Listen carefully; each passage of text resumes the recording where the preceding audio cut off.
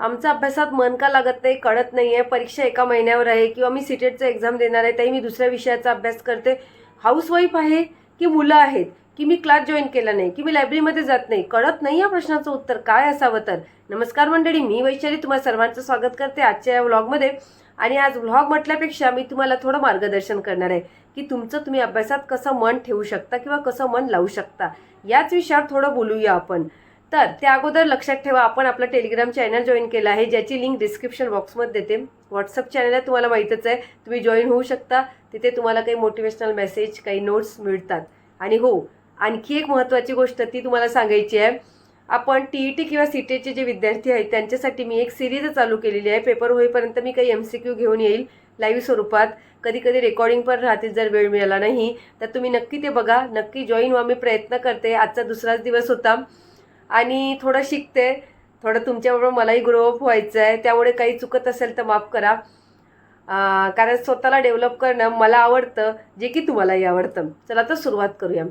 सगळ्यात अगोदर बघा, एकसारखा अभ्यास करतो. TET आहे, 1 महिना पेपर राहिला, आता सगळं झालंच पाहिजे. पण आपण हे बघत नाही की मी अभ्यास करते तो माझ्या लक्षात राहतोय का, माझं मन लागतंय का. सगळं लक्ष बाहेर असतं, कुठे काय चाललंय, कोण काय म्हणते आणि कोण किती वाजता येतंय, मला सकाळी उठायचं आहे, मुलांची टिफिन व्हायची आहेत, शाळा लागली असेल तर. आणि दुसरी गोष्ट म्हणजे 1000 विचार डोक्यात कसे येतात, बापरे माझं मानसशास्त्र राहिलं, माझं गणित राहिलं, माझं इंग्रजी राहिलं, कसा करू मी हा अभ्यास. आणि यामुळे अभ्यासात धड लक्षही लागत नाही, एक ना धड भाराभर चिंध्या होतात. त्यामुळे काय करायचं, एक विषय घेतला तेवढाच करायचा. आणि ती टेक्निक म्हणजे कुठली तर ती टेक्निक मी तुमचा जास्त वेळ घेणार नाही, फक्त 3 मिनिटाचाच व्हिडिओ बनवते. ती टेक्निक म्हणजे 20 मिनिटानंतर रिवॉर्ड. काय करायचं, 20 मिनिटं एखादा सब्जेक्ट घ्यायचा, सोपा सब्जेक्ट घ्यायचा, ज्यांनी तुम्हाला आता अगोदर सुरुवात करताना सोपा सब्जेक्ट घ्यायचा. जर मराठी घेतला तर मराठी 20 मिनिटात सर्वनाम टॉपिक संपवून टाकायचा, उदाहरणं सोडवायची आणि 5 मिनिटं या मेंदूला रिवॉर्ड द्यायचा. तो कसा द्यायचा, छान आवडताचं आपलं म्युझिक ऐकायचं, छान गप्पा मारायचं आवडत्या व्यक्तीसोबत, किंवा मग देवासमोर बसायचं, स्वतःचं गुणगान करायचं, स्वतःला सेल्फ रिस्पेक्ट द्यायचा. जे काही करायचं तुम्हाला रिवॉर्ड स्वरूपात ते द्या, 5 मिनिटं द्यायचं. पण त्यामुळे या मेंदूला असं वाटतंय की मी अभ्यास केला तर मला काहीतरी मिळतंय, या मेंदूला त्याची सवय होते. आपण आतापर्यंत काय करत होतो, मेंदूला सांगतच नव्हतं, फक्त मेंदूला एवढं सांगत होतो की माझं लक्षच लागत नाही, आणि यामुळे आपल्याला अभ्यासात मनच लागत नव्हते. मी ही माझ्यासोबत टेक्निक केली आहे. त्याच्याबरोबर तुम्ही तुमचा फोन दूर ठेवू शकता. त्याबरोबर तुम्ही हेवी विषय जरा शांततेत जेव्हा तुमचं मन लागायला लागले तेव्हा करू शकता.